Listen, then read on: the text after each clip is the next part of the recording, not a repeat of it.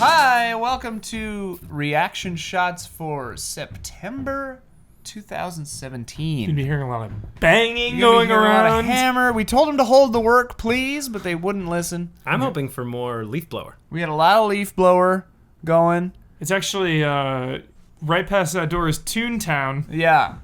They're working on some stuff. The tunes are at it. New freeway? New freeway. It's going to be beautiful. Anyway, we're joined by Alan. Hi. Hi. You're our first repeat guest, I think. Oh, I'm honored. Unless someone else was a repeat guest that I'm forgetting about. I don't think so. That's Michael Huber. Hello. Alan Miller, I should say your last name. That is Alan Miller. Sounds Accomplished. very filmic. Yeah. Directed by Alan Miller. well, I would hope. I like that idea, but I think it's very generic because I'm on IMDb. I'm Alan Miller, Roman numeral 17. What? Woo! Dang it. Yeah. Do you think Do Will you know- Smith was the first Is Will there a Smith? way? Is there a way to like bump up in the line?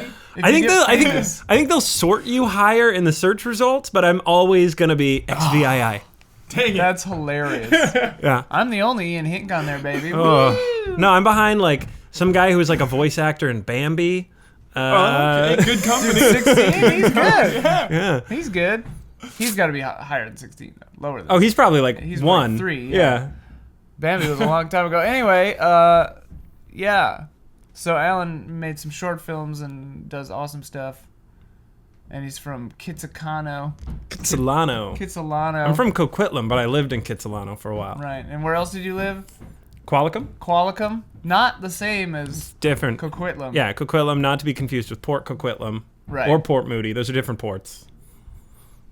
I don't know what Port you guys are saying. for every whatever. So, Welcome to this podcast yeah. about Canadian suburbs. Canadian suburbs. Anyway, so we start out usually with a segment called What Have You Liked Lately, where you talk about things that you've liked lately. Moving pictures, televisions, television shows.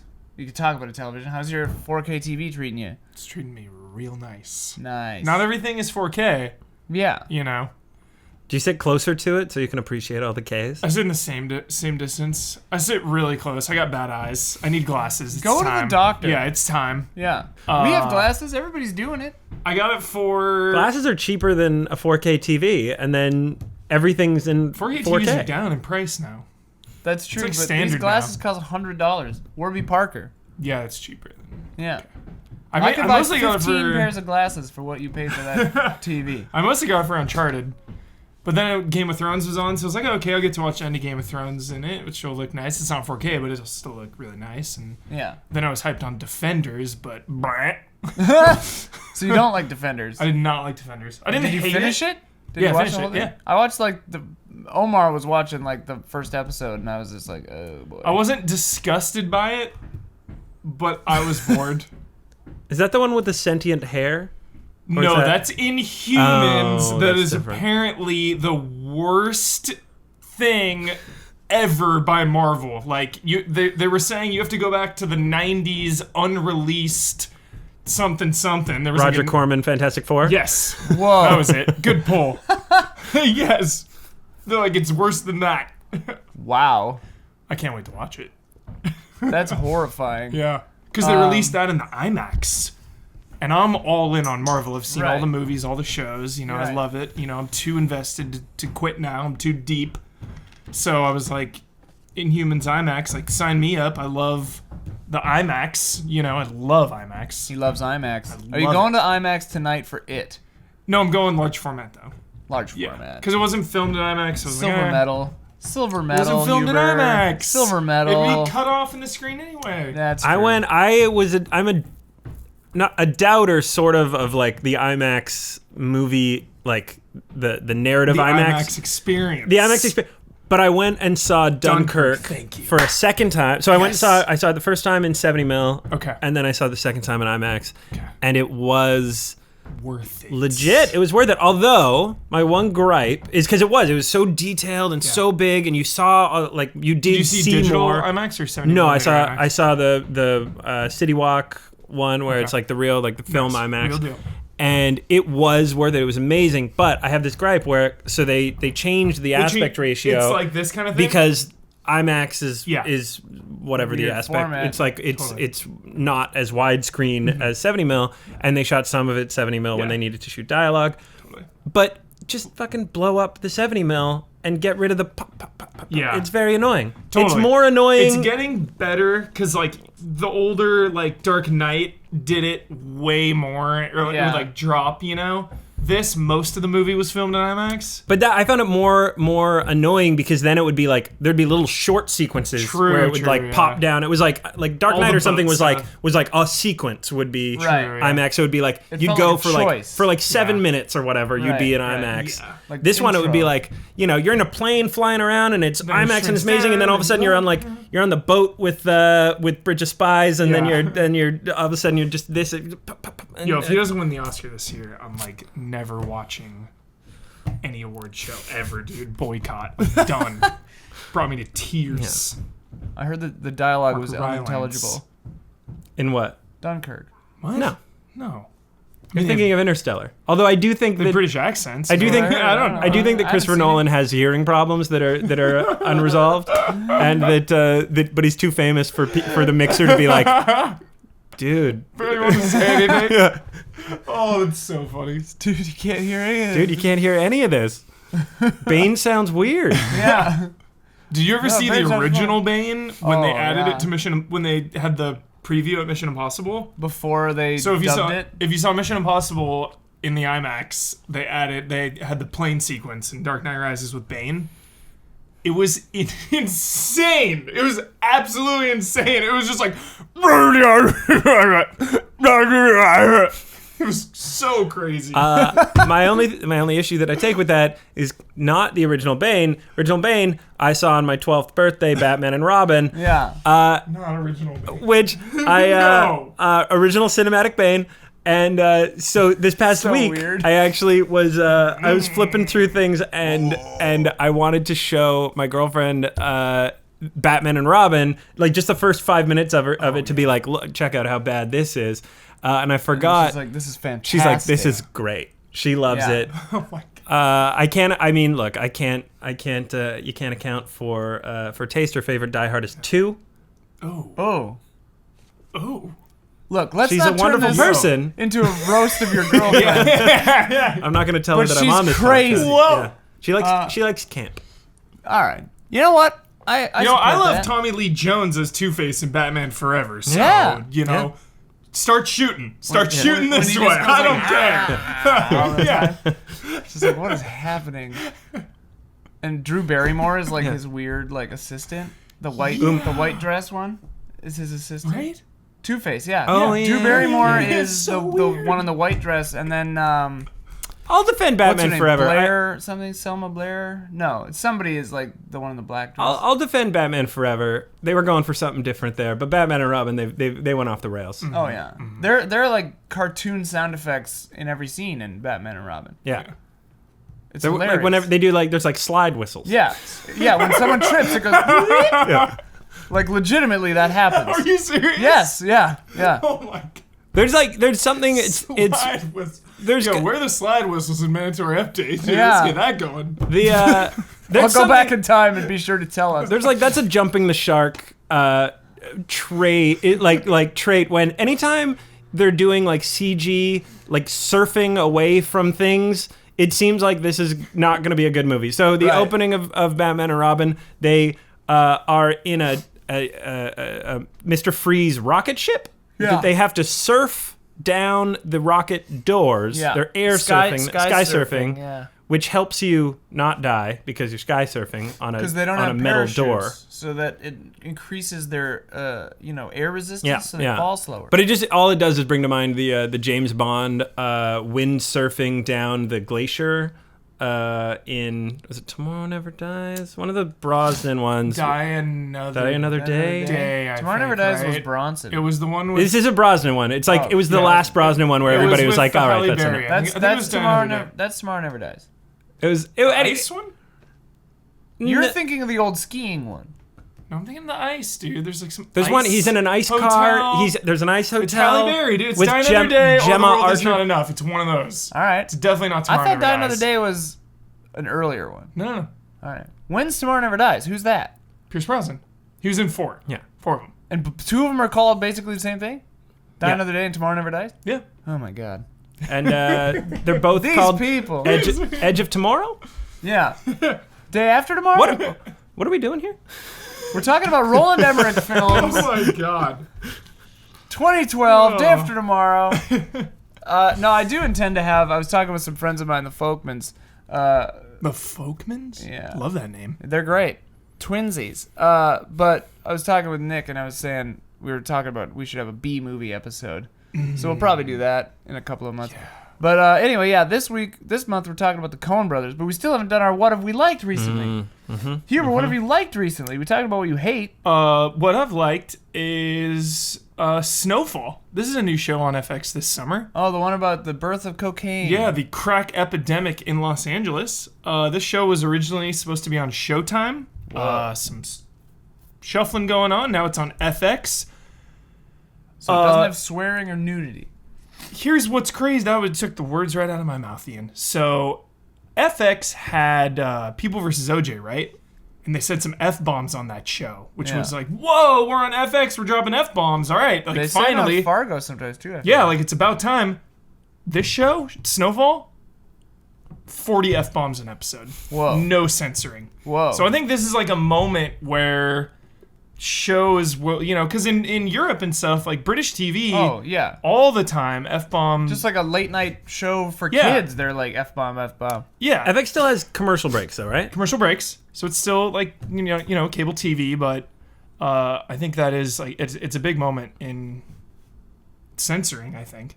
So, Good time. because like Breaking Bad, Yeah. there's so many times where They like censor it. they censor it towards like the final seasons, they censor like some of them. And I feel like Breaking Bad, like you're like, he would cuss right here. He would be like, F you, they definitely hold back. So I think by kind of like freeing up language, that would help the writing process to be more truthful and authentic. Oh, totally. That is the issue with censorship, I think, is when it becomes inauthentic because you have to censor something, right? Yeah. Like, it's like, no, some things do not require swearing, nudity, whatever. It's like, it's just when you see something that's like bending over backwards to not do it, and you're like, that's weird, and it sort of knocks you out of it. Like high tense situations in Breaking Bad, somebody's throwing it out there. Yeah. No, they're murdering and they're selling meth and they're doing all this stuff. Nobody curses though. That's where they draw the line. Yeah. Sorry, that exhaust from the leaf blower made my nose. I know, all me red. too. My nose is running. Lost was the big one for me, where like every episode I was like, they would be swearing constantly in this. Sailors. Yeah. But it's a good show.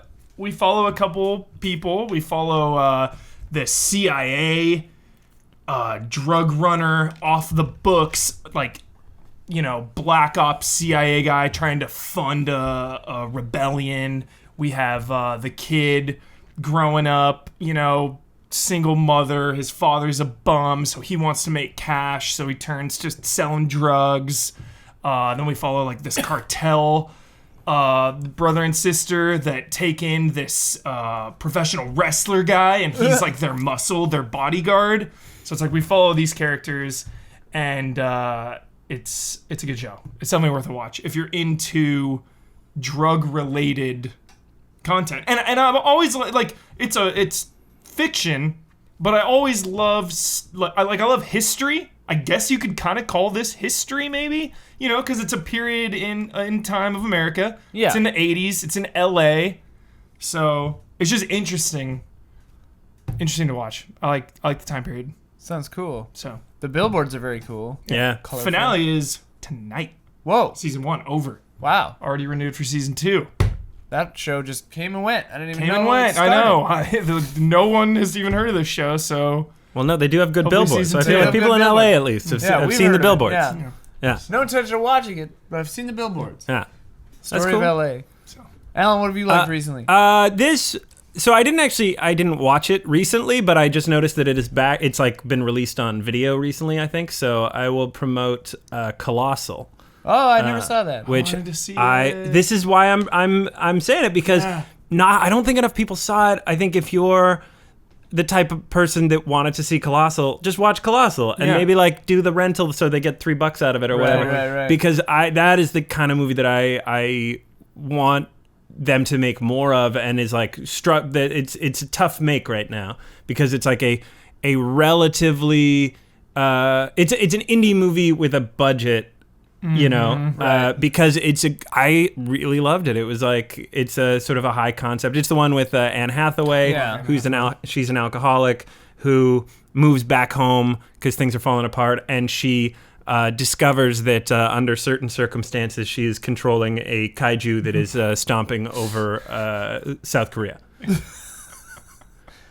It's by you do. Yeah. Nacho Vigalondo, I believe is how you say his last name. He's the Time Crimes guy. Oh, dude, all right. And Time Crimes has its issues, but I think it's a pretty sweet movie. Yeah, I'm not gonna say that Colossal is like totally perfect either, but it's like it's got this like wonderful joy to it, and it is like taking chances for sure. And Anne Hathaway and what's his name? Sudeikis? Yes. Sudeikis. Jason Sudeikis. Yeah. Are great in it. And it's just super fun, but also dramatic, and has giant kaiju monsters fighting giant robots, and also alcoholism. Yeah. That sounds good. Is it like a heavy-handed metaphor thing, or is it just kind of like, here, you're a kaiju? I mean, depending on how you want to define heavy-handed metaphors, I mean, in premise it is, but not as much in the actual movie. Okay, all right. But I just love that stuff. I think that it's a callback to when there was more of an industry about those kind of like major indies, the kind of Spike Jonze stuff. I think it's just stuff that's it's getting lost in like the blockbuster era, or the like mumblecore indie era, are these movies that are like, so we need to be able to do like a legit kaiju battle, but also it's weird, so it's a harder sell. Wasn't Colossal like crowd invested? I think it was like, I don't know. There's some new weird studio that was like crowdfunding. It's like Fig, if you know what that is from video games. There's like a Kickstarter, but the people who pay get an investment. I don't know. That would be heartwarming if that was the case. I think so. Maybe I'm wrong. I know, and I hope it does well. I just thought it was a really like fun movie with like heart and a lot of funny moments and a lot of like actual pathos to it. Right. And then it also was released with a fun like a short film in front of it, which was also fun. I like that. It was a short film that played as if it was like 4 separate short films, but it was a fun. I don't remember the title of it, but. Yeah, it just was it was one of those things where I was like, oh, this is like a really fun night at the movies. Yeah. That lately I've come out being like disappointed by big, giant, expensive movies, or not being motivated to go out to these like really tiny movies. Yeah. So I want more of that. But you've seen Baby Driver. Yeah, I liked Baby Driver. I like Baby Driver. I saw Wind River. Have you heard of this? I did. I'm mad at it because it resembles a movie that I wanted to make, so I'm not going to see it, and I'm going to sit here and just stew about it. Oh, yeah? What was your movie? Doesn't matter. Okay, because they made it. They didn't actually, but I just like every time they make people hunting each other in the north, I'm always like, God damn it.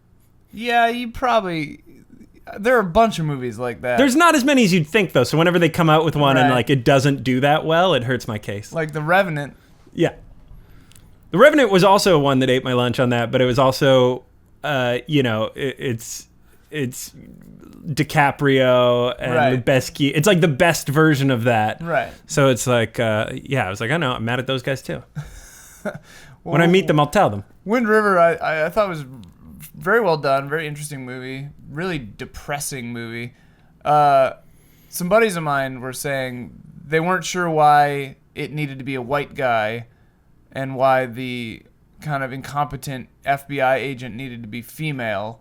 Like, you could have flipped that around, made the hunter a Native American woman, and like a man be the FBI. Like, it didn't need to.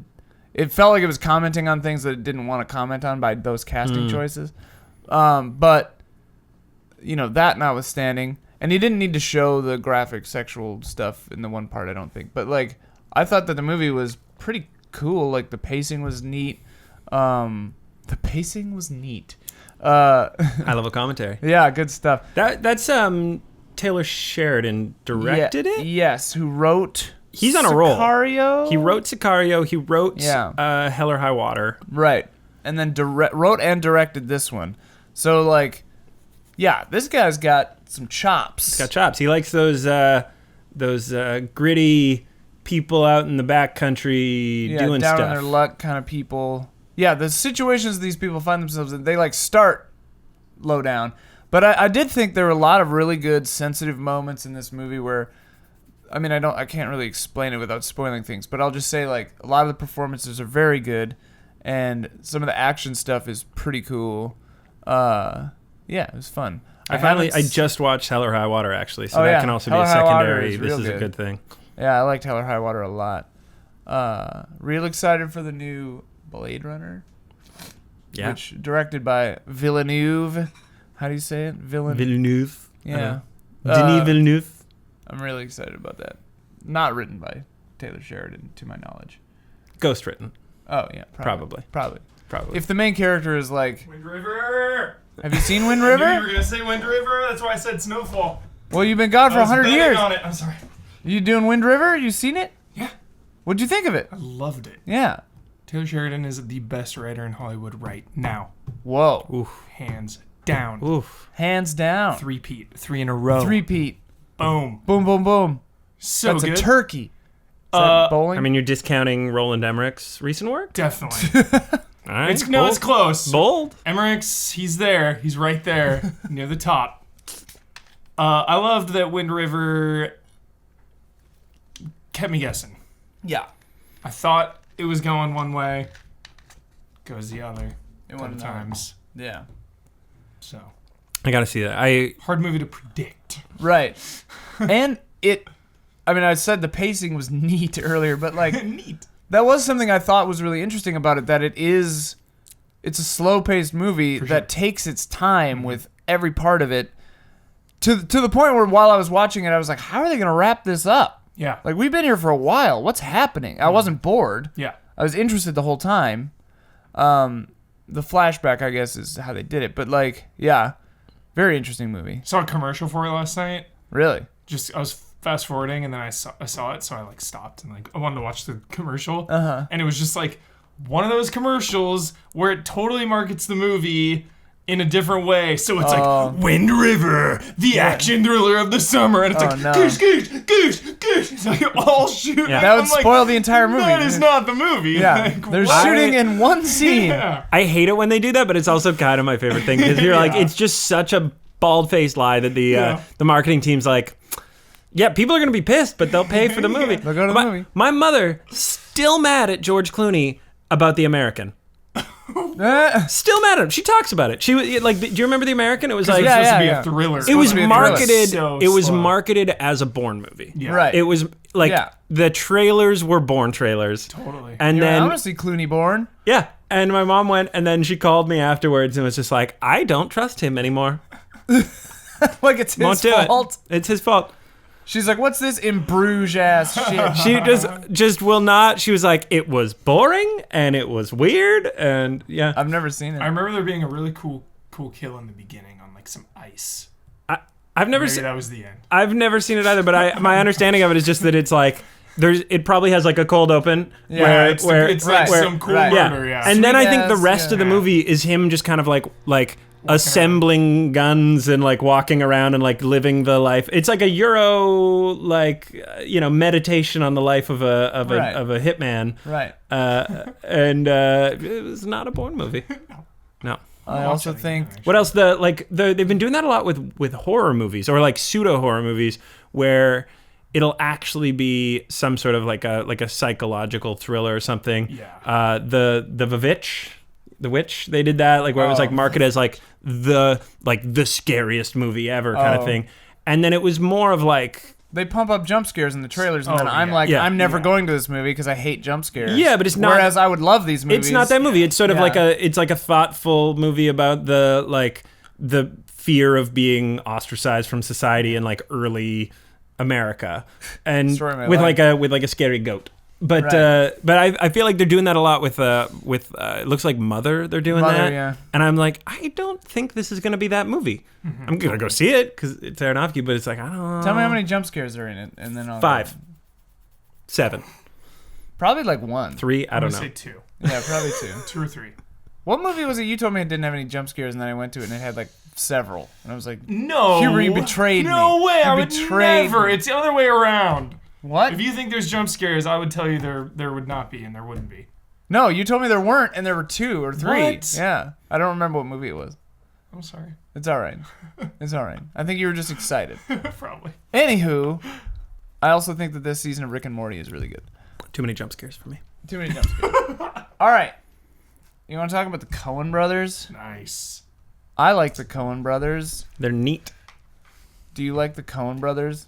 Mostly. Oh! Yeah, mostly. There's a question, spoilers, coming up about what is your least favorite Coen Brothers movie, and I was thinking about it, and I was like, I guess my least favorite Coen Brothers movies are the ones I haven't seen because they don't look interesting to me. Like, I didn't see Hail Caesar. Just wasn't. Hail Caesar's fun. It's not one of their best. Haven't seen The Lady Killers. That's the one. That's the only one I haven't seen. Is the Lady Killers. Some other ones I haven't seen. I haven't seen The Lady Killers. I haven't seen Intolerable Cruelty. Haven't seen it. I've seen that. It has one funny scene. So that's why I say kind of, because what I have seen, I love to death. Right. Yeah. But the other ones, I'm like, I don't need to see it. I mean, it seems like your nose is good. You've skipped the ones that are generally held to be their weaker ones. And there might be a couple big ones I haven't seen. We'll see. I love the Coen Brothers deeply, Me deeply. too. But I do. It's funny that like among like movie nerds and just people that love the Coen Brothers, there's kind of this generally accepted thing that there's sort of like major and minor chords of Coen Brothers because they have like among cinematic geniuses, they have like a pace that is pretty unrivaled because there's like they put out a movie like pretty much every year or every 2 years kind of thing.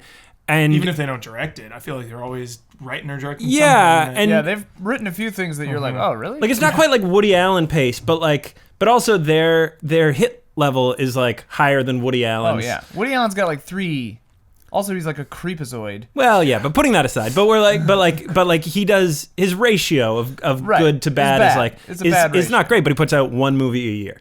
Yeah. And but the Coen Brothers, it's like because think about like the great directors that are still working right now. Tarantino. I like Tarantino, the Wes Andersons and the Aronofskys, like the name brand directors who are like people will go see those movies because it's them that aren't like the Chris Nolan like blockbuster guys, right? Uh-huh. And Jim Jarmusch, sure, got a huge draw at the box office. But like the Coen Brothers, like they've got like they're like, you know, they're widely accepted, like these are perfect kind of movies. Right. And then there's the other ones where everybody just kind of thinks like that even they kind of think that they were fucking around. Right. Like they're Hail Caesars and they're like Burn After Readings and stuff like that. Burn After Reading, I didn't really like. I still love that, but there's like a joy in all their movies. Totally. Like they're always fun to watch. I definitely think that the Coen Brothers, have 2 modes. They've got, and I think they're aware of it. And I think that it's like, this is a us having fun year, and this is a us actually making like one of the best movies ever made year. Yeah. Like I think Do you think they know that ahead of time, or it happens while they're making it? It's like they wrote it, what they have written is really good, and it could go either way, and then they kind of realize like, I mean, I can't speak directly to their process, but it seems to me that they're very knowledgeable of what they've written, especially if they wrote it. They're like, this is what it is. Yeah. And they just go. Like, Burn After Reading, it just seemed like they had like a month open and they wanted to hang out with all their friends. My understanding of that, and I don't remember where I heard this, but I feel like I heard either them talking about it or whatever, but that they wrote it simultaneously with No Country for Old Men. Whoa. That they actually alternated days.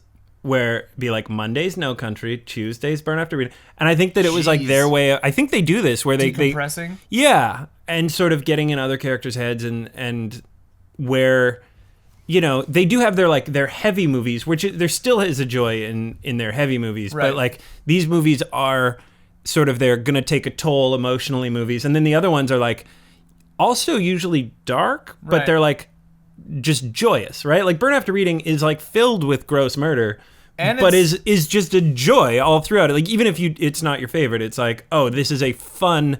They're having fun. It's a pretty hilarious take, like nihilistic take on bureaucracy. Yeah. To the point where like the movie kind of just ends on an anticlimax whimper because they're just like, yeah, whatever, no, just sweep it under the rug, and then the movie just stops. Yeah. Well, it's just like like, what? it's their spy thriller. Right. It's their anti-spy Yeah. thriller because everyone is inept. Yeah. I love it. What was the question? It's not my favorite. Do we like the Coen We're Brothers? not even Yes. on a question yet. Yeah. Just for those who want to hear it, the following, in order, is the list of every Coen Brothers directed film. Simple. Blood Simple. Yes. Oh, you want to try to do it in order? I can't do it. Them I couldn't do in order. Blood There's no Simple, way. Raising Arizona, Miller's Crossing, Barton Fink, The Hudsucker Proxy, Fargo, The Big Lebowski, Oh Brother Where Art Thou, The Man Who Wasn't There, Intolerable Cruelty, The Lady Killers, No Country for Old Men, Burn After Reading, A Serious Man, True Grit, Inside Llewyn Davis, and Hail Caesar. It's a good list. That is a good list. Leaving out Bad Santa. Which they like wrote. Yeah, I think they've got like I think they've done a lot of Executive script produced- doctoring yeah, and It's stuff. so So, weird that they wrote Bridge of Spies. It's like, what? Yeah. It's like Danny Elfman. If you look at Danny Elfman's IMDb, like he didn't just do Tim Burton movies. He's done like 1,000 other Yeah. movies that you're like, what? Crime Wave. Have you guys seen Crime Wave? No. I have not seen Was Crime that, Wave. Sounds that cool, that though. show? I like that name. No, it's a movie, the early movie that they made that they wrote and Sam Raimi directed, and they Right. all are like, yeah, we tried it, didn't work. Like everybody's like, no, it didn't really work. But I've yeah, never they seen were it. like they were thick as thieves with Yeah. Sam Raimi back in the day. Yeah, Sam Raimi's in some of their movies. Yeah. He like shows up uncredited in like a several. How many of their films would you classify as film noir? Last month's topic was film noir. Are they all film noirs to a certain extent? No. No, but many are. I mean, let's see. Blood Simple, yes. Yes. Raising Arizona, no. Miller's Crossing. Miller's Miller's Crossing, Crossing, yes. yes. Barton Fink, Fink, yes. Hudsucker Proxy, No. kinda. Is there like film noir comedy? Yeah, like noir, comedy noir, noir? comedy, yeah, comedy noir. Is that the hula hoop? Yeah. God, I love You know, that for movie. kids. For kids. I yeah. love it so Would much. an idiot come up with this? It's just a circle? Such a good movie. God, I need to. I haven't I need seen to that rewatch it. in a while. So I love the Hudsucker Proxy. Oh my god, I love almost every one of their movies. Yeah, Yeah. me too.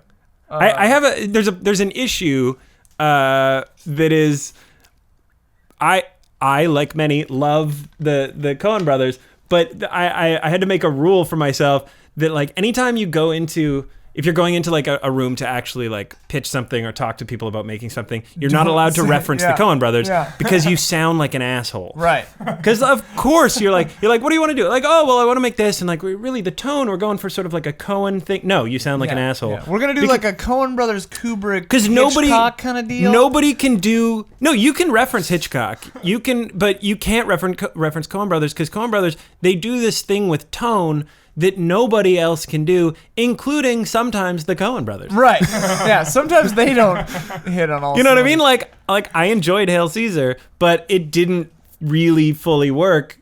It felt like the Coen Brothers do the Coen Brothers. Yeah, and it's like, yeah. So if they went into that meeting being like, we're gonna do this kind of Coen Brothers thing, they were like, no, we don't believe you. Yeah. It's like It's too tricky to pull off with any like you. It's alacrity. yeah. So anyway, there's a rule: never pitch something and reference the Coen Brothers because they it won't work. They'll laugh you out of the room. Yeah. Yes. And we'll talk about, I'm sure we'll reference it a few times. Every Frame of Painting did a really good, I think it's called Shot Reverse Shot, Coen Brothers. But they did a video on that. And yeah, they talk about all that stuff where like they frame inside. I think Morgan later will talk about this too, but their shot reverse shot, the camera's inside the reverse shot. So if it's Alan and I talking, instead of the camera being over our shoulders, well, so we don't break the 180, it'd be over here. It's in between us with a wide angle lens. Roger Deakins talks about it. It's really fascinating stuff. But we'll get into that in the editing timing in a minute. I would say Fargo's a noir, obviously. That was the assignment for this month, was Fargo. Big Lebowski's a noir. Mm-hmm. Oh Brother, Where Art Thou? The Man Who Wasn't There, obviously, is a noir. Intolerable Cruelty, not really. I haven't seen The Lady Killers. No Country for Old Men is probably kind of. Yeah. Pretty noir-y. Yeah. Burn I mean, they're After not like they're not all noir in like the classical, Right. Yeah, like gumshoe thing, but like The Man Who Wasn't There is like they're strict. Yeah, They're yeah. like, we're doing noir now. But most of them fall into that kind of sense of like the other intangibles that make film noir. Right. A lot of them fit into that. Yes. Mystery. There's always a lot of mystery. Mystery, a lot of like people, sort of thrust into something that they're not like fully equipped for and having to muddle through. A sort of general sense of like environmental foreboding. Yeah. The world being against them kind of thing. Right. The goddamn plane has crashed into the mountain. Yeah, just the nihilism of it, along with the sort of like, whoever the hero is, often like they're just sort of like the world's against them, but they're like, fuck it. I mean, that's spoiler alert for A Serious Man, but the end of A Serious Man is like the most like boiled down Coen Brothers moment where it's just like this Job-esque story where like everything has gone wrong, and then you come out finally, and things are like you think they're at rock bottom, and then here comes this disaster, and it's just like, yep, and then it just ends, and I was like, in the theaters, I was like, yeah. What's it at the end of Inside Llewyn Davis, where it's like you've gone through this whole thing, and then it just the end is the beginning, and it's all gonna happen again forever. Right. And that Llewyn Davis, actually, when I've only seen it once. Inside Llewyn Davis is an interesting one because that was one that I actually did not like coming out of the theater, kind of because of that. Yeah, like to me, like they do unlikable characters so well, but Llewyn Davis, it's a character that's making these choices himself, and I'm like, well then stuff you. Like this is your fault. I mean, like I have similarly, and this maybe sounds harsh, but like. I have a similar reaction to things like Sid and Nancy, where I'm just like, oh my God, I don't care anymore. Like, you're making these terrible decisions. Like, you are a monster. Like, I can't care about you. Like, just stab your girlfriend and die. Come on. Like, yeah, I mean, I have an unfounded theory that's almost certainly wrong about Inside Llewyn Davis just being like a screw you to the Save the Cat guy. Have you guys remember that? It's like the stock. It's like the stock screenwriting how-to book, along with like Sid Field and stuff like that. Right. But it's Save the Cat, and it's got all these like really pat lessons about how to like make your audience like your main character. Yeah. He's gonna save a cat. save a cat in the beginning. Yeah. But it's like it seems like Llewyn Davis is like almost their attempt to like undermine all the rules of that, where it's like you've got a passive, unlikable protagonist, right? Who's actively not trying to save a cat. Yet he's like stuck with a cat that he doesn't like or want and mistreats. Yeah. Right. And it's not the easiest watch, but it's still I like it. I like it more than A Serious Man. I like the music a lot. Really? Yeah. I mean, the music is great. And do you like Hannibal Lecter?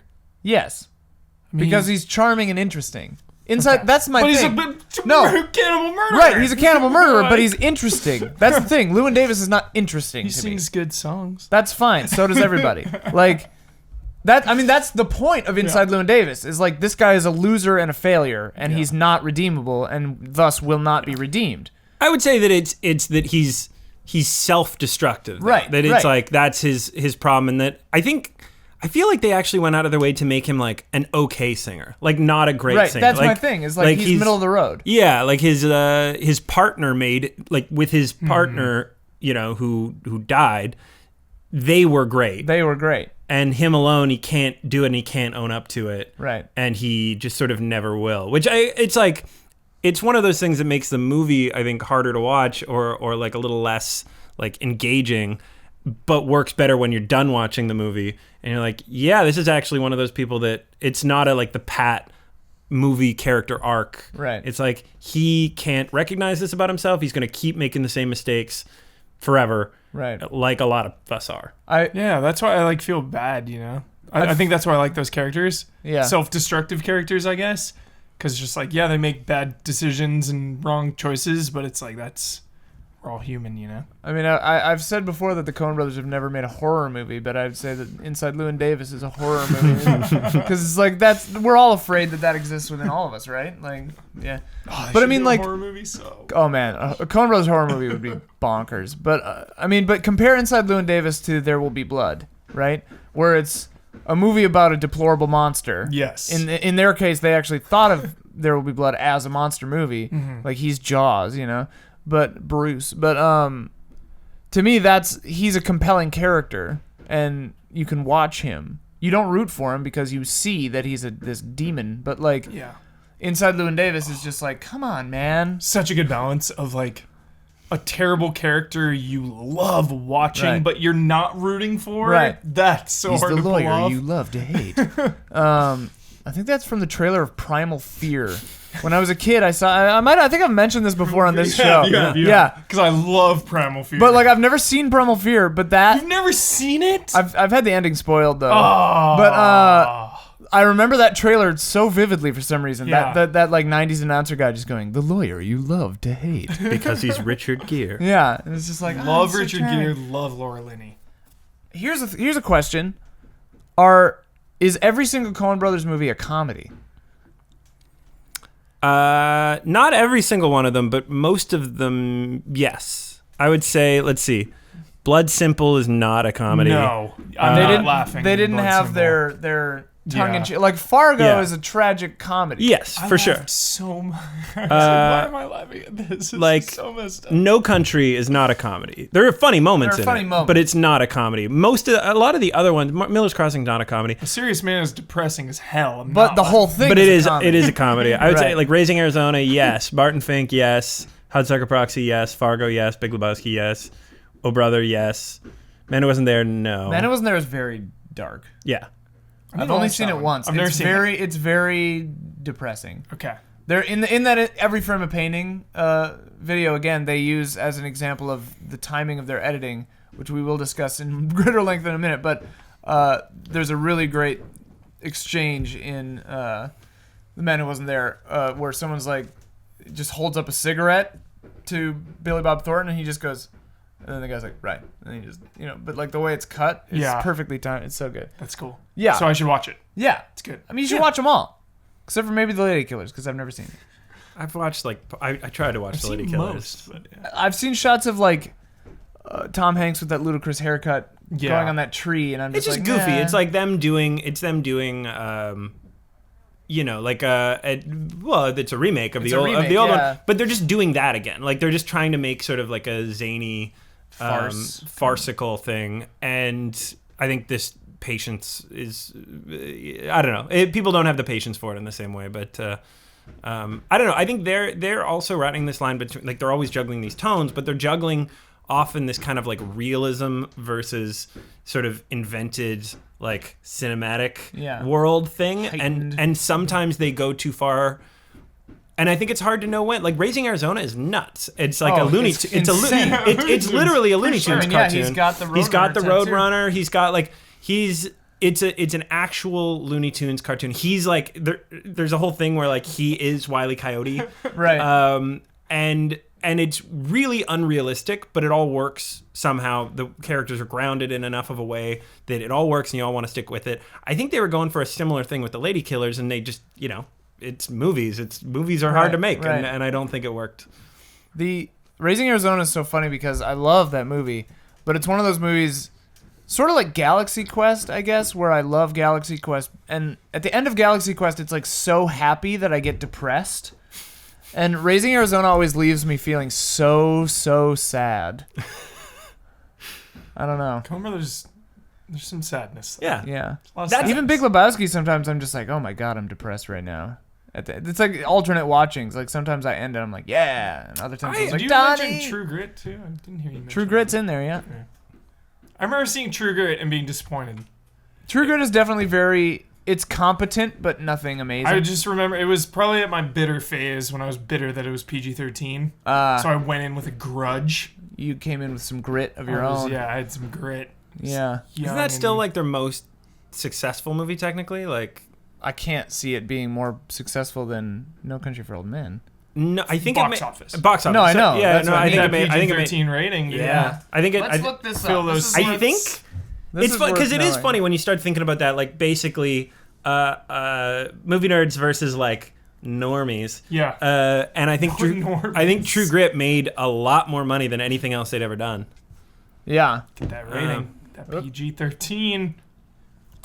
Also, it's just a more normal movie. It's like it's a Western. I need to watch it again. Yeah. I went in so clouded, you know. Yeah, I think 'Cause I love Westerns. not that matters for much, but I think that their continued existence is sort of reliant on them being like a competent box office draw at a certain level, right? Mm-hmm. Like, and Yeah. we just want them to keep making movies and keep having enough money to make movies. So every once in a while, they gotta you know, You're chum- right. chum the waters. You're right. True Grit made the Dang. most money. Bridge of Spies. This is as Joe. I'm looking at Joe Spies. Colin as a writer. True Grit, Unbroken, Bridge of Spies, Burn After Reading, Intolerable Cruelty, Hail Caesar. No Country for Old Men is 7th. Jeez. In lifetime people. gross. I remember. So Oh no, it's third. Sorry, that list was wrong. No Country. What year was that? Was that 2007. 2007? So 2007 was a phenomenal year for movies. Out of control. best. But I remember that is the Oscars that got a lot of flack for not featuring movies that normies liked. So it's like it had the worst. That Oscars had like the worst ratings in a lot of years because Really? it was like No Country. It was There Will Be Blood, Juno. It was but it was sort of ripped for not having movies that many people saw because you actually can like the box office for There Will Be Blood and No Country is like really small compared to like I think Juno beat like both of them combined. Yeah. Well, I love that they're doing the 10 nominees now, or like up to 10, because when they nominate things like Arrival and stuff for Best Picture, like hell yeah, like those movies deserve a mention. They get huge box office numbers, so like it's more inclusive. Like I love that movies like that can be represented now at award shows. Yeah, I dig it. 2007 was crazy. I was working at the Landmark Theater in Chicago, and we had Juno, No Country for Old Men, and There Will Be Blood for like 5 months, and they were still selling out constantly. Yeah. It was insane. Well, And like yeah, Juno crowds were so annoying. Yeah. They were so messy and like needy and weird and rude. Yeah. I remember I went because they came out relatively close to each other and I was at the movies a lot that month. I went because I went and saw Juno 3 times. I went and saw No Country 3 times and there were those movies that I was like, oh, I got to go back and watch this and see why it worked the way that it did and see if I can unpack that. And yeah, so they got, No Country didn't make that much money, but it made a few bucks off me. Yeah.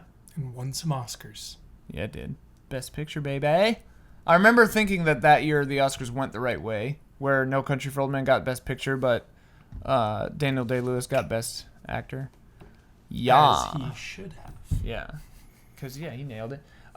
So, Fargo, the assignment film for this month, takes place in Minnesota and North Dakota. The Coens are from up there, as am I, and you're from Canada.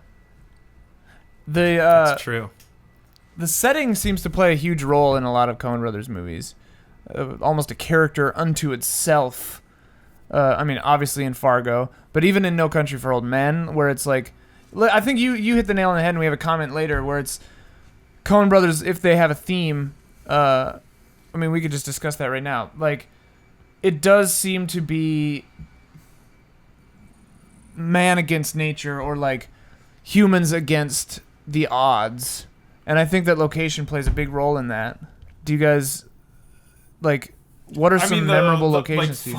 Like the snowstorm and everything definitely adds to the chaos in Fargo. Yeah. Steve Buscemi just losing his mind when he's holed up in the shack with his companion and the wife, like trying to get the TV going. And Jerry trying to scrape the ice off his thing. Yes. Yeah. And that's all because of the location and the weather, just like suffocating these people. I don't know how they work, and I don't know how they generate their scripts and their ideas and their characters, but it seems like their characters grow out of the setting, the location. Yeah. Like, it just seems like that's how that works, and it makes for these really incredibly specific movies, a specific setting with a specific character that can only grow out of this place.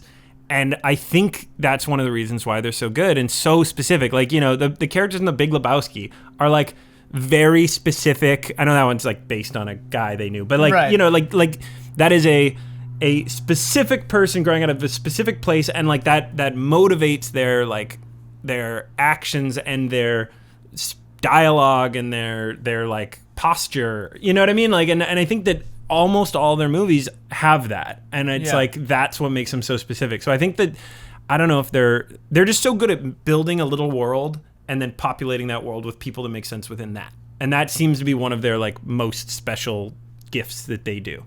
I agree with that 100%. I mean, even Big Lebowski, has like 3 intros and a weird narrator who's like just like the spirit of the West. Like, Yeah. what is this guy? And Yeah. like, none of that should work, but it totally does, because I think it is so grounded in that sort of their version of reality of that setting. Well, and it helps them shorthand a lot of stuff, I think, because like you look at like Barton Fink, Yeah. and they take, you know, New York playwright, and then they show that world sort of briefly, and then they pick up this guy and they pluck him down and put him in Hollywood. Right. And it's like you get some of the character work and some of the heavy lifting is done by the shorthand of like, you understand like this New York guy is not gonna fit into this other system. He's like, his gears are different sizes than the Hollywood gears are. Yeah. And it's like that's a lot of the tension in the movie, and how is he going to fit into this system, and you see that in these other things. It's like either people that are so like they're almost like part of the landscape. Yeah. And that's what's interesting, and they're so good at moving through this one landscape, like No Country, where everybody is good at moving through this landscape, or it's somebody from something else is thrown into this landscape, like, you know, I don't know. There's so many examples from all their movies, but it's like it's either like the fish out of water or the sort of fish that's so part of that water, and it's like either version of that they're so good at. Right.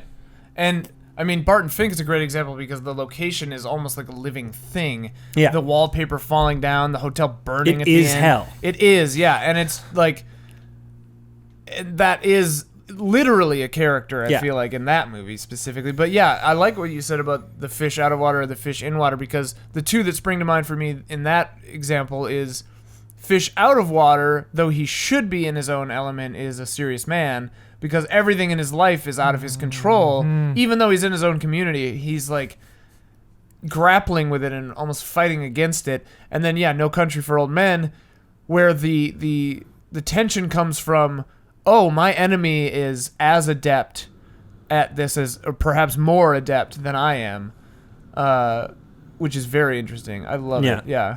Or like Hudsucker Proxy, where it's like, you know, the people of this world, the board is, you know, they're trying to pin this failure on somebody who's an outsider, right? Right. And so they're taking like this one dummy and promoting him up, and so he can take the fall, right? If I'm remembering my Hudsucker Proxy. But then it like works out for him. Yeah, but it's like, but he's this fish out of water because he's not this stuffed shirt.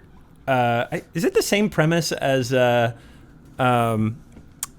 now I can't remember what it is. The Robert Downey Sr. Movie.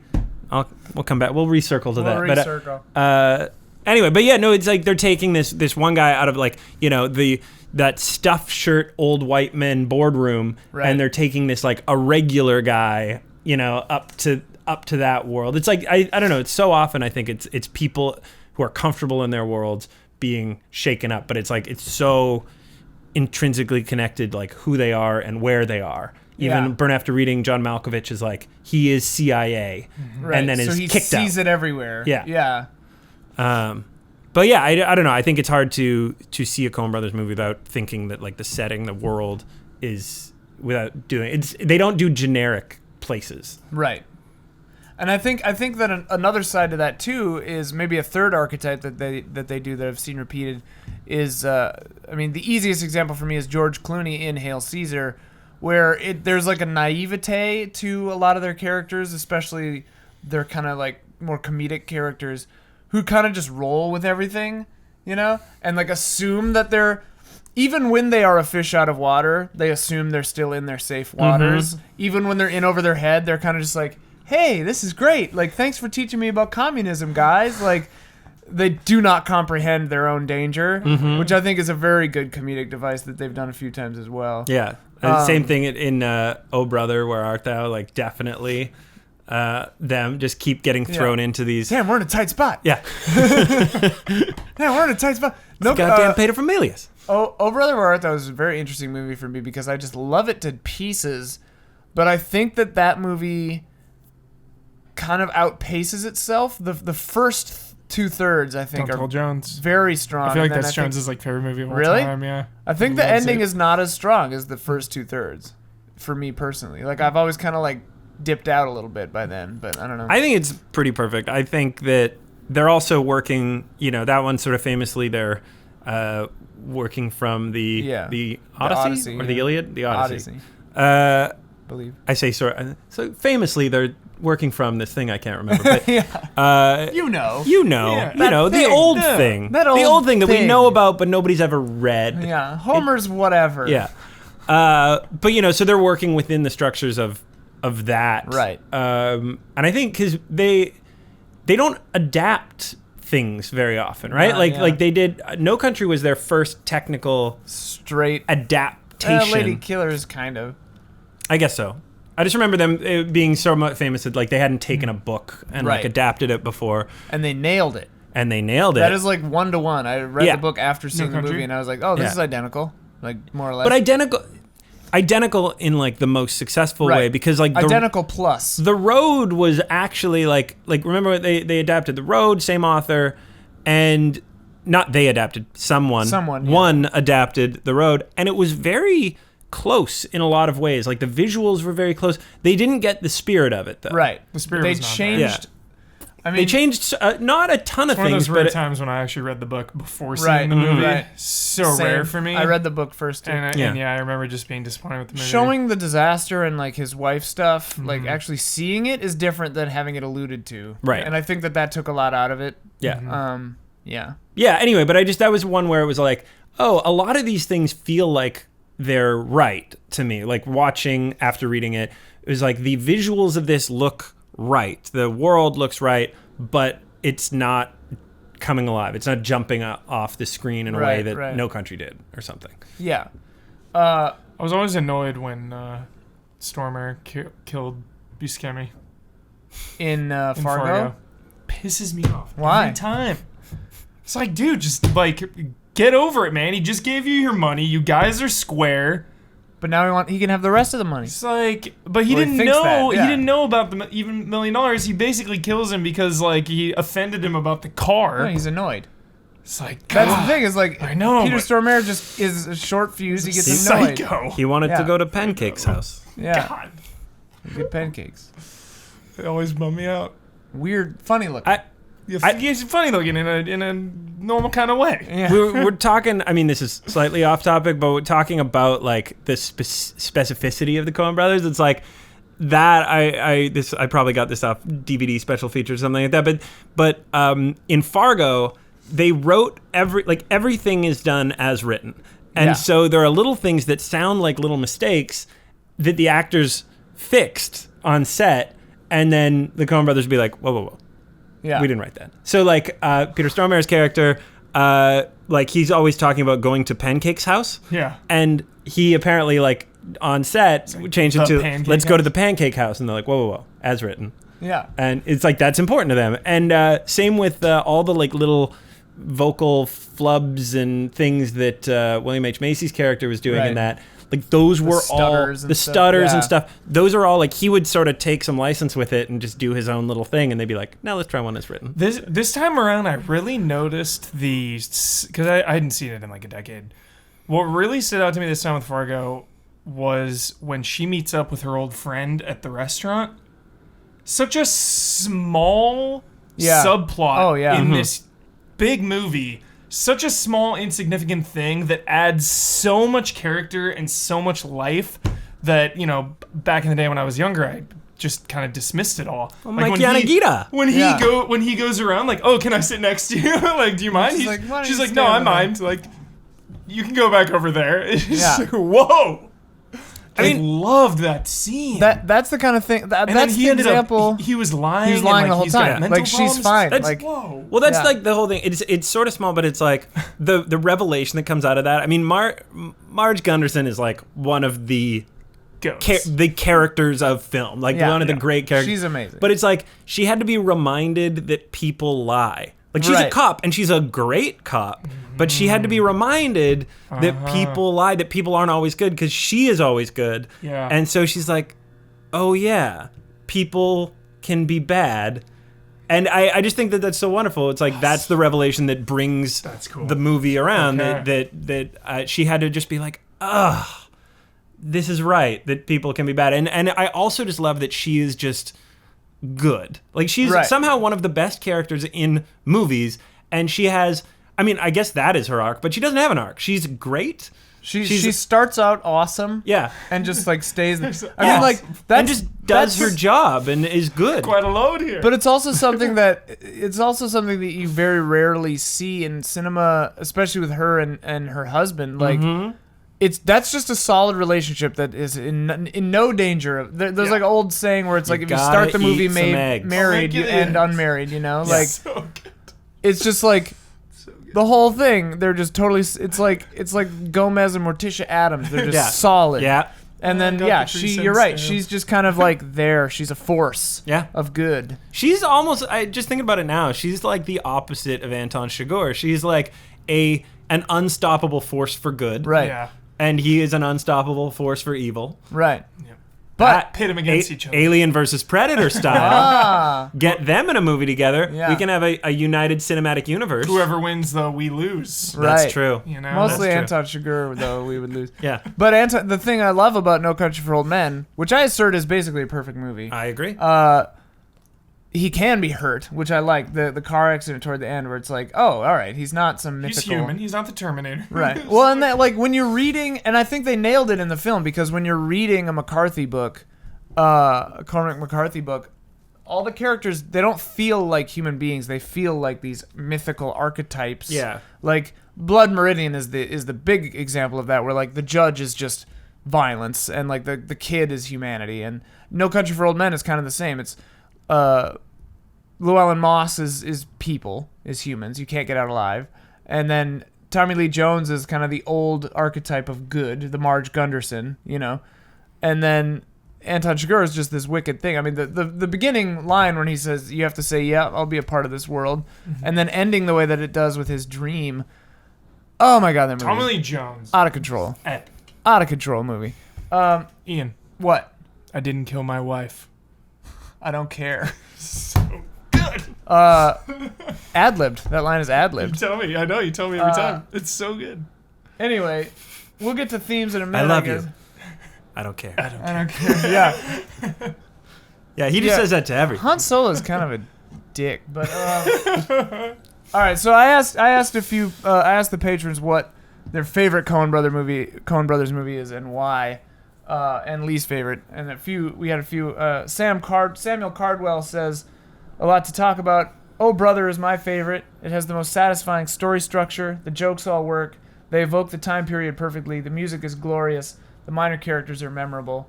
Andreas Kother says, The Big Lebowski might be my favorite movie of all time. I could watch that every week for the rest of time and not get bored. Yep. Sometimes I would put it on while like cleaning or something. Yeah. And then I invariably like realize an hour later I'm just watching Big Lebowski and I'm not doing anything. It's just like I have that, but with Cool Runnings. Oh my God, what? You can't flip past Cool Runnings. You got to sit down and watch it. I feel like there's got to be a character who has like a nervous tick. Like their weakness is anytime they see. It's like a vampire where like if you drop toothpicks or whatever as matchsticks, they have to count them all. Like that, in that version. Anytime anyone sees Cool Runnings. He has to stop and watch the entirety of Cool Runnings. Yeah, I have that. Yeah, you have that. That's you. Yeah. What is it in Conspiracy Theory? That Mel Gibson movie where they like ingrained a compulsion to purchase Catcher in the Rye every time. Like, so that's how they track him. And I'm like, this is ridiculous, but okay. Well, no, wasn't it? There's like, is that how they track him? I don't know. Yeah, it's like part of how they track him. Somebody's like, somebody just bought Catcher in the Rye. It's got to be Mel Gibson. Burn his house. Wait, really? I think so. I thought that was just a thing because it's like a lot of assassins in real life have been like fans of Catcher in the Rye. And man, chapter 27, chapter 23, that the Jared Leto killing John Lennon movie, one of the worst movies I've ever seen. Yeah, that's what I heard. I didn't see it. Oh, it's garbage. Stephen Beaumont says, not being as pretentious as a bag blowing in the wind, the strongest image or memory of No Country is the sustained shot of the candy wrapper crinkling and the literal tension in the gas station scene. I love when something basic can be made so symbolic or important with correct use of a medium. Also, Anton Chigurh will go down in history alongside Hans Gruber as one of the greatest on-screen villains of all time. It's hard. Still give it to Hans, though. Really? Give it to Hans. Yeah, I guess so. Hans is more of a human being. Anton Chigurh is just the bubonic plague. Mm-hmm. Yeah. Giving it to Hans. Coen Brothers are good at Bubby. I'm your white knight. And then we should have a Die Hard and then episode. he drops because John unclasps the watch given by the yuppie. Yeah, that's so brilliant. Anyway, but no, the candy wrapper. I love that shot. It is in the details. You know what I mean? Right. That they are so good. I mean, one of the reasons that No Country is so perfect is it forces people to watch and to lean forward and to look at the little details without being pretentious about it. It is, that scene where he's outside the hotel room and you see the feet shadows under the door, and then they walk away, and then you hear the light, like the light being unscrewed, and like just the detail in that is so wonderful. You're in there. It's like they turn it. They're able to take things that in worse movies they have to make these big giant swings, right? Like in worse movies, it's huge events take the place of these little moments where the Coen Brothers can be like, that somebody's outside that door, knows that he's being seen and is going to go turn off this light, and that the guy inside knows now what's going on, and there's all this communication happening just in these tiny, tiny little details.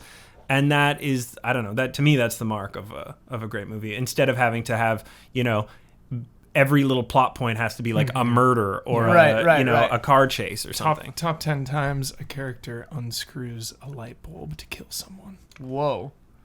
Godfather's there. That would take a while to come up with 10, I feel like. Yeah. We could, though, if we really figured it out. I'm picturing some like... Picturing Godfather. Unscrewing a light bulb. Part 2. Breaking it and shattering. Where is that from? Mission Impossible. Mission Impossible. He puts it on the ground. Yeah. It's like a early warning system. Yeah. There it is. We got 3. The Drake Hotel.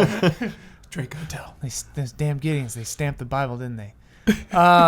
Where's the knock list? Dude, when I was a kid, so good. I loved it. When I was a kid, I would have little floppy disks, the little hard floppy disk, whatever they're called, and I would make fake knock lists of like me and my friends, and then we would like. I stained it with like fake blood, and like we would like run around with the knock list and like try to get the knock list from each other. I think it's so funny that movie spawned such an action movie franchise, because you go back and watch it and it's like it's awesome, but it's weirdly complicated for that kind of movie. That movie makes no sense on the first viewing. And that was so we were talking about Batman and Robin. Every year for my birthday as a kid, I would get 9 friends, so there'd be 10 of us, and we'd go to a movie on my birthday. In '96, it was Mission Impossible 1. Wasn't it R? PG-13. Or no, PG-13. It was PG-13. You're right. I was 11, though. Yeah. In Canada, it was PG, and my mom was there. And because our rating systems work slightly differently. Right. I wasn't allowed to see Titanic because I was 13, and it was rated 14A because it was a boob. I know. I had to see Flubber instead. It was a tough day. But yeah, so 96. There are 2 boobs. You can see both. Okay. Can't you? I don't know. Maybe Don't one. you? I pictured Maybe one 2. more than the other. Maybe it's just because he's only sketching one. It's, yeah. I thought she was laying there like full on naked. She's full nude, yeah. But do you see? But it's like artistic. All right, Is this it is like turning over into the his Mr. shoulder? Skin podcast. Yeah. Find out next time. But yeah, no, I just think that it's so funny that movie and the knock list and all this complicated stuff. I was 11. We had no idea what was going on. It was awesome though. The helicopter and the tunnel. genre now. That like music cue, just like it's in my mind. Oh, it's so good. What's De Palma up to? Come back to the franchise, bro. Mission Impossible 6, De Palma. Bring it all back. I liked Ghost Protocol. go. Anyway, For sure. this is not the Mission Impossible episode. Let's talk. We've Yet. been dancing around it. Let's just talk about Roger Deakins and Roderick Jaynes, I guess, their editor, quote unquote, which is just them, which is so funny to me. Love it. Oscar winner Roderick Jaynes. Yeah, what for? I don't remember. Or did Country? they? I feel like he's been nominated a couple He's been times. nominated. This fictional Fargo man. was nominated for editing. Okay. So Yeah, I love. It was like when they almost gave 2 Oscars to Kaufman and his brother. Yeah, To the No, they Kaufman did. brothers? Donald Kaufman won an Oscar. Really? Yeah, I thought they like told them at the end. It's like, you know, that guy doesn't exist, right? I don't think so. He was definitely nominated for the Oscar, and I so think he won. funny. So Charlie Kaufman won. yeah, so I just don't remember Donald if they gave Kaufman him won. both. Donald Kaufman won. That is so because it's funny. technically like it is per. I don't know how they got it through the WGA, but it's like on the screen that Yeah. Donald Kaufman. He just decided to use it. I guess you can. That's a version of a pseudonym where like you use Yeah, your real name and then right. also an additional fake name. Where it's just 2 of yourself. Yeah. That's great. But yeah, I mean, again, that Every Frame of Painting episode talks about this very well. But Deakins and the editing, the way that things are shot in these movies, wide-angle lenses inside the conversation, it brings out the backgrounds so that, I mean, in the video, again, they have a perfect example of the hotel lady from No Country for Old Men, the one who goes, "We can't give out no information." You just immediately understand her entire character because of where, I mean, obviously it's not a hard character to understand, but her setting, her, you know, and A Serious Man is really good with this, like the different rabbis that he goes and talks to, like the young one, like there's all mess and like there's papers everywhere and stuff, and then it's like cuts to him and it's very clean behind him, you know. Just every shot of every one of their movies, I would say, is like this. The information, the Fargo, information. the opening with just the snow and the fog. Right, yeah.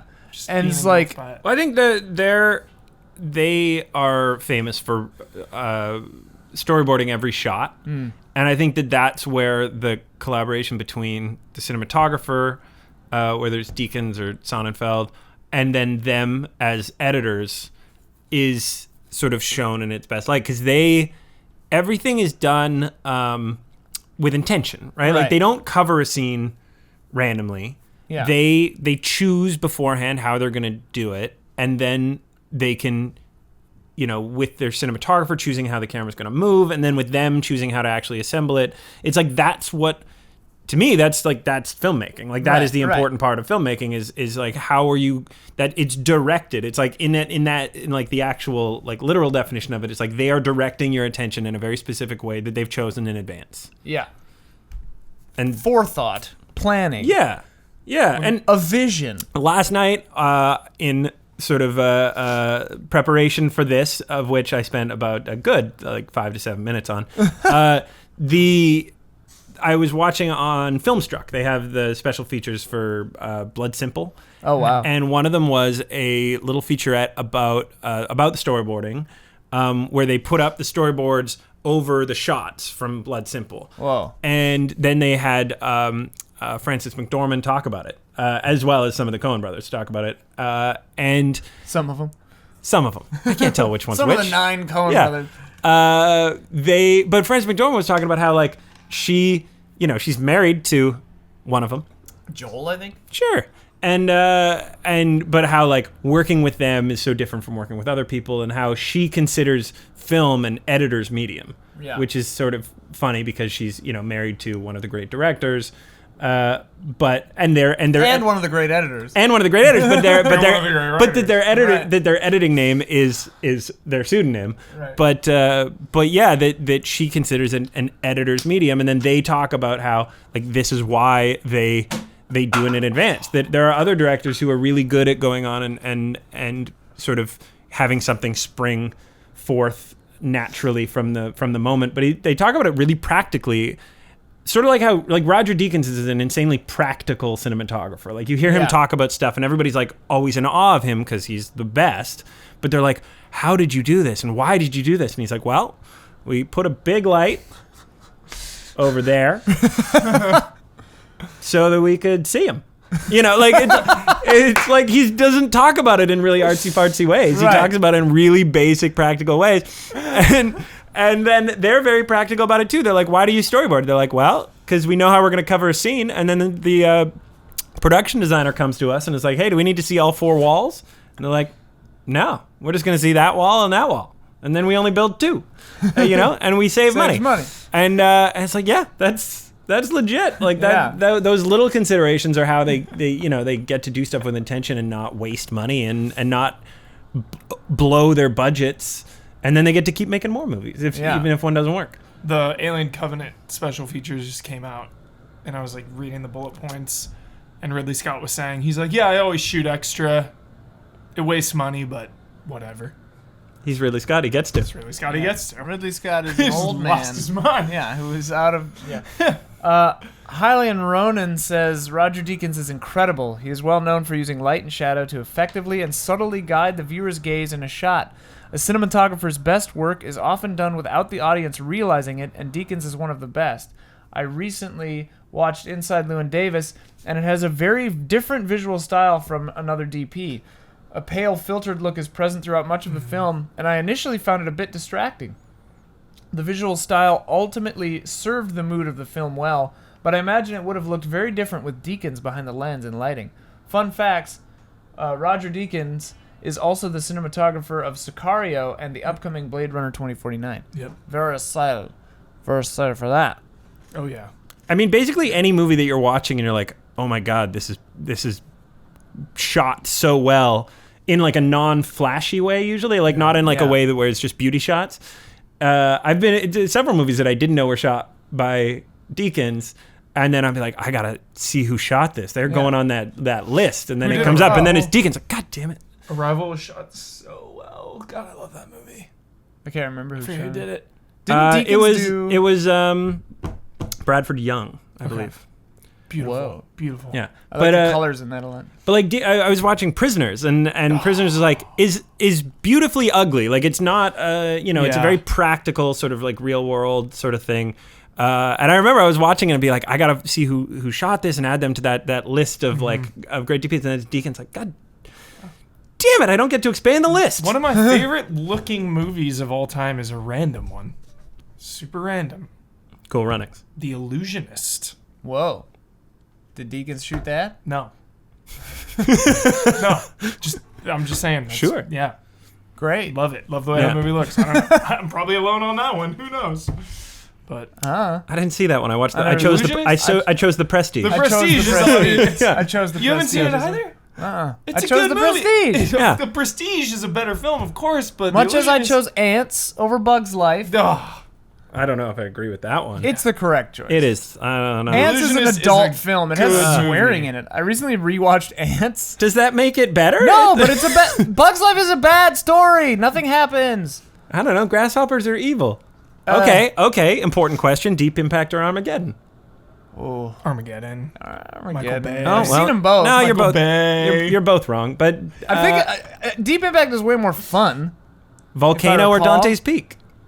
They're both the same movie. They are both. Which one? Which one has the ones where people boil alive in that? Dante's Peak. Naked in that. Dante's Peak. Dante's Peak. Dante's Peak. Yeah. Dante's Peak. Yeah. All right. Yeah. I love good people getting boiled alive. You know. We gotta go more modern. Mirror, or that like other Tarsem. Snow White movie. Once upon a time. Huntsman. I like Tarsem, but that guy, what's his career? I actually just looked him up because I was wondering that very question, and he directed 10 episodes of Emerald City, which is some show on TV. Yeah, that I never knew existed, and then I was like, oh, it's gone now. No. What are we talking about? I don't know. Coen Brothers. We've been kind of talking about this the whole time, that the Coen Brothers have like a shared filmic language. But Morgan Mahala had a good comment on this. The Coen Brothers have a unique technique that is a staple of all their films, and that is the way of their doing reverse shots. Yeah, so we've talked about this.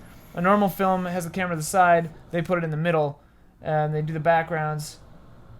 Yeah, and I like the way Morgan goes on to talk about, we've kind of touched on most of the comments, so I'm skimming through it, but I like that the way that they shoot and edit really highlights non-verbal communication, like actor tics and glances. And Roger Deakins talks about this too. When the wife is sitting in the living room and they come up the stairs to kidnap her, and she's just like, yeah, she's just like, what? Yeah.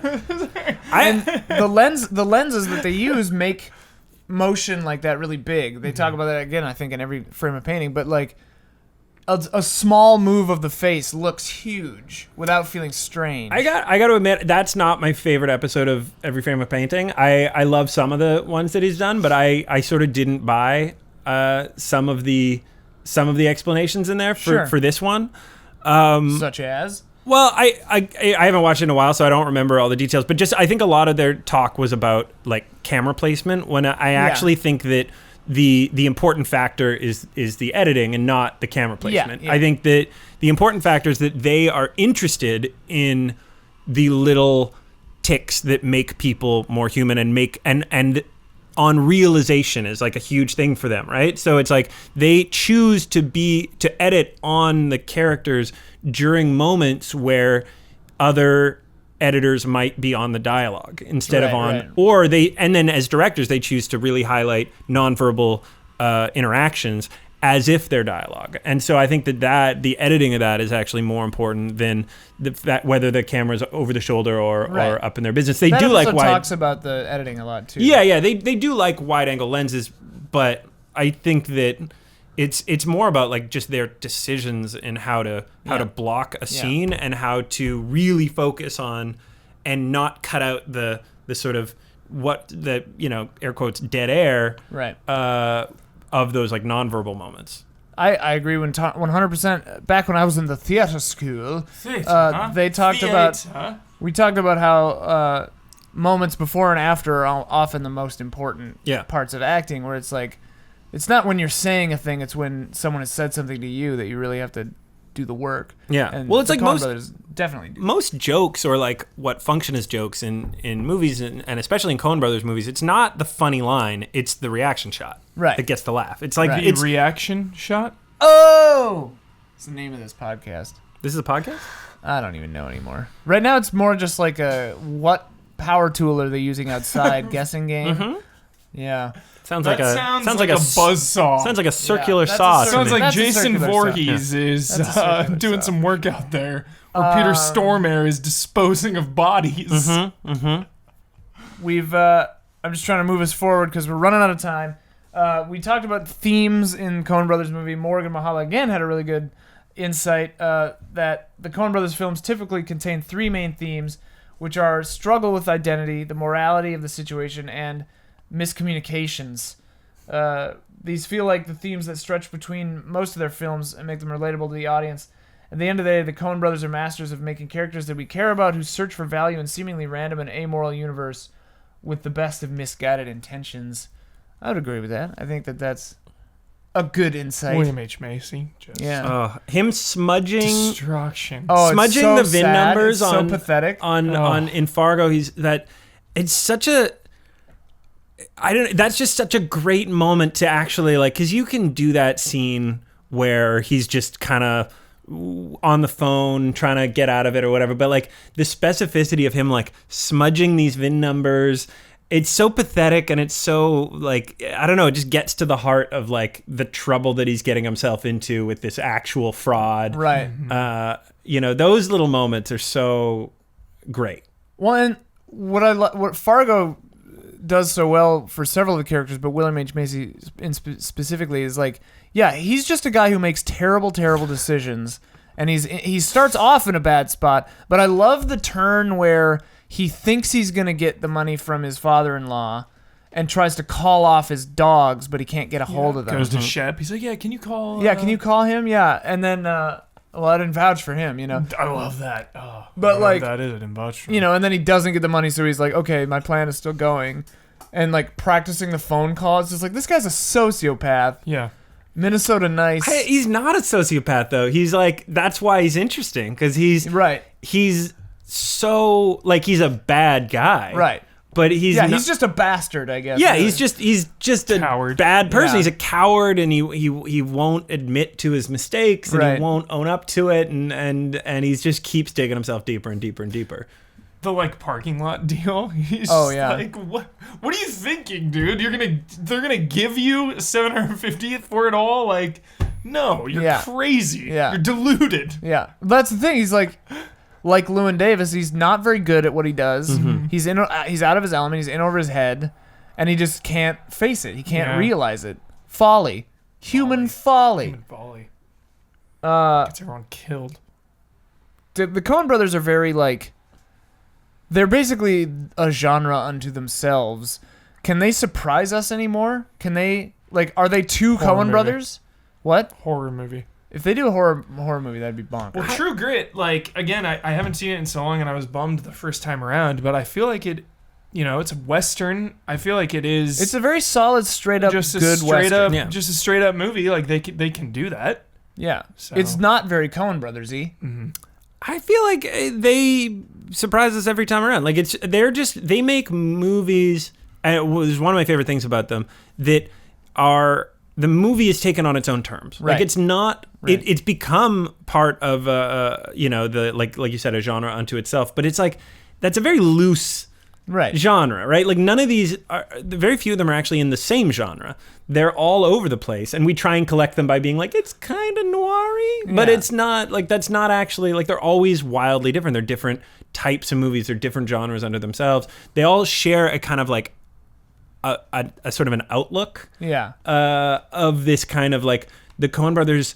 They seem to love people. They don't trust them at all. Right. But they love people and like all their little foibles and mistakes and like their ability for goodness and badness and everything else. And so then they're like, well, what if we put them into like a spy movie? Or what if Yeah. you know, and I don't know what they're doing next, but it's like, I'll be there. Oh, yeah. Day one. And so I zero. think that I'm Day always zero. surprised, and it's like I love that each movie's done on its own terms, and it's not trying to fit into some other overarching thing. Like Tarantino is very like, I'm making 10 movies, and they all have the same font, and they will all be part of my oeuvre. And Right, it's right. like, cool, that's his thing, but like I love it when filmmakers can do what they want to do, like where each movie is its own thing, and it's like they're not like the Coen Brothers name isn't usually splashed across the Right. top of the poster. It's Right. like, no, this movie looks cool. Right. And it's the same thing that some of my other favorite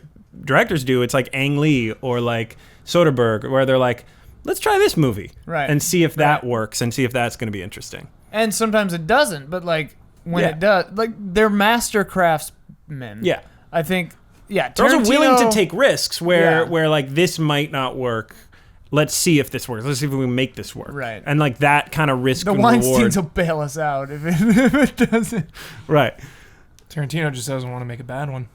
Yeah. Well, he Bad. That Ian. ship All right, has bad. sailed. All right. The very, very specific word, bad. You may not like Hateful Eight or Django or whatever, but can you call them bad movies? Like bad? I think Django's his worst. Worst, but is it bad? I didn't like it. I feel like I'm in the middle here where like Django and Hateful I think are his least successful movies, but he's still a crazy talented person. So I Right, think right. that they're better than bad movies. They're Yes. not bad. Yes. Right. Okay. They're bad for Alright. him. Yeah. Cool. That's what I'm judging him I on his agree. own terms. Yeah. Yeah. Like I'm not of course. comparing him to Tommy Wiseau. Okay.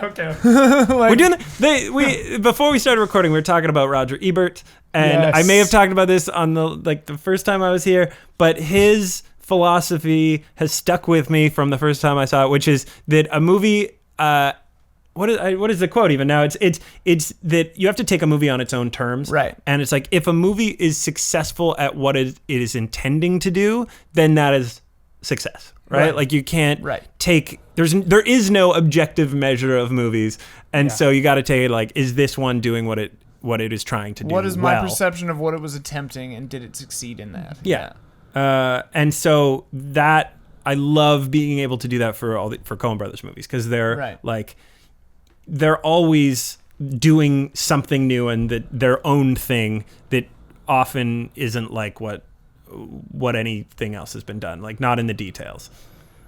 I agree 100%. A final thought. I just had so every month I do, for $7 and up patrons, we have the discussion topic, which is where I pull a lot of these comments from, or all of these comments from. And this month I just wrote, Frances McDormand is great. And Stephen Beaumont says, correct. Frances McDormand is great. Yeah, no, that's right. Yep. Mm-hmm. So Yep. that checks out. Yep.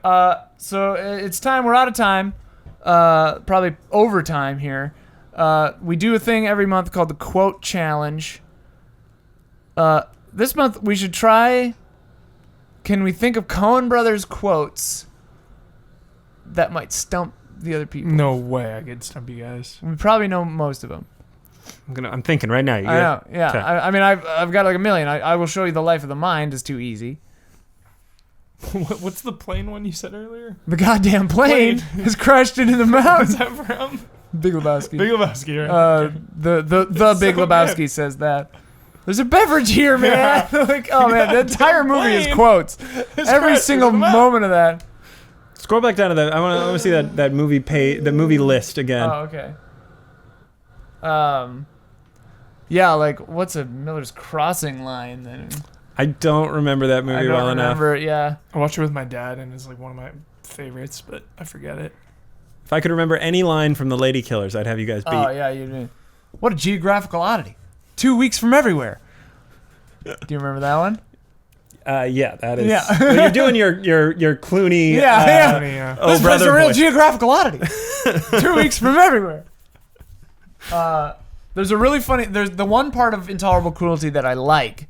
There's a scene where there's a whole exchange, and I've already ruined what movie it's from. It's from Intolerable Cruelty. But there's an exchange where Clooney's a lawyer and somebody else is a lawyer, and I mean I'm paraphrasing like crazy because I don't remember it, but it's a good exchange where the kid says like, well, in Kushner or whatever, like he's quoting some like lawyer jargon, and then George Clooney's like, don't quote Kushner to me. I was blah, blah, blah, blah, blah. And he goes on and on and on and on. And then the kid's like, the young lawyer's like, oh, well, okay. Well, how about this? And he's like, what are you being ridiculous? Have you forgotten your Kushner? It's just, I thought that was a pretty funny bit.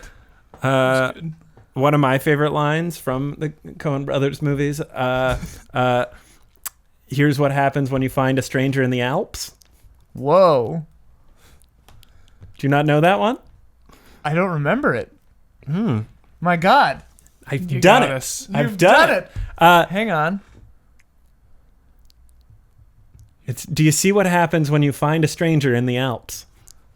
Wow. You got me. What's it from? Which one? It is the TV no swearing redub of Oh of The my Big Lebowski. Oh, God. you cheater. Wow. Because I was going to say, do you see what happens as Big Lebowski? Yeah. No, that's they've got a bunch of. I think that they let the Coens write their own TV redubs. Oh, yeah. And so there's a bunch of amazing ones that just make no goddamn That's sense so at all. That's really I know. funny. I really respect Steven. What is it called? God Almighty. The seven ex boyfriends versus the world. Scott Pilgrim Pilgrim. There versus you the go. world. Woo, we got there. Wow. They actually like did reshoot scenes where they said out loud themselves the censored version. It's pretty funny. Anyway, not worth it. Hubert and I have our favorite movies lists on Patreon. If you're a $7 and up patron, check them out. I can't remember how many are on each list, but this is Quite a few. sizable lists. Quite a few. Thank you, Alan, for being Thank you for having me our back. guest. I like Was coming this- over and talking about movies. Yeah. Was this the September episode? This was the September episode because September 1st was a Friday, so we got hosed. So what are we doing for October, Ian? Well, here's the deal. October. Since each movie has to... I actually wanted to talk to you guys about this. Yes. Since each movie has to link back to the previous episode and the next episode. Okay. Obviously, next month is Halloween. We're going to do Halloween stuff. But we have to figure out which Coen Brothers movie for an assignment fits horror. I thought Fits- Fargo was the assignment. That was for coming the into last- this. Okay. But now we've never done a director-centric episode. Mm-hmm. So coming out of this, it has to fit both the theme of this week, which is Coen Brothers, or this month, and the theme of next month. So I was thinking maybe No Country for Old Men, and we could focus on like distrust or suspicion. Yeah. Monsters. Monsters. He is a monster. Monster movies. Monster movies. You guys should do monster Anton movies. Chigurh He is a monster. Yeah. Sounds So good does to that me. work? Does that make sense? That works. Watch No Country man. for Old Men. Who would win in a fight, Sugar or Jason? Well, Jason can't be killed. That's it seems right. like so. He That's wins. right. He wins. He always wins. Chigurh versus Gunderson. This is Right. That's the ultimate. the movie Yeah, meetup. I that know. we I need. do want to see Yeah. that. So we'll do No Country for Old Men. Next month will be our Halloween episode. We'll talk about monsters. We'll talk about suspicion. We'll talk about dread. We'll talk about fear. Judge It. Dredd. We'll talk about it. Dude, the remake Dread? So good. So good. So good. So good. Mega City 1, dude. It's coming. Are they making it? The show. Oh. They're doing a show. Hasn't it been like rumored for like No, 100 years? It's coming. They said it's going to take a couple years, All right, but it all is right. moving forward. All right. Carl Urban has expressed interest No way. Whoa. publicly. I hope he Did he never do it? shows Did he his do it face. by frowning and grunting? Yeah. I love that he never takes his helmet off in the entire movie. You never see his face. For sure. So good. Anyways, thank you everybody for watching or listening to Reaction Shots this month. Check us out on Patreon. If you want to get involved in the discussion, become a $7 or up patron, and then your comments will go into the episode. Generally, I try to get something from everybody who submits something, but some months we don't hit everybody. But yeah, it's a good discussion. We have a lot of fun. Thank you, Huber. Thank you, Alan. Thank you. Thank you, Miller. If we're doing last Miller, names. the 17th. Alan Miller, Miller, Roman numeral 17. 17. Yeah. Thank you a lot. See you next month. Bye. Go watch Reign of Fire. That's a movie that I forgot about for a long time and just remembered.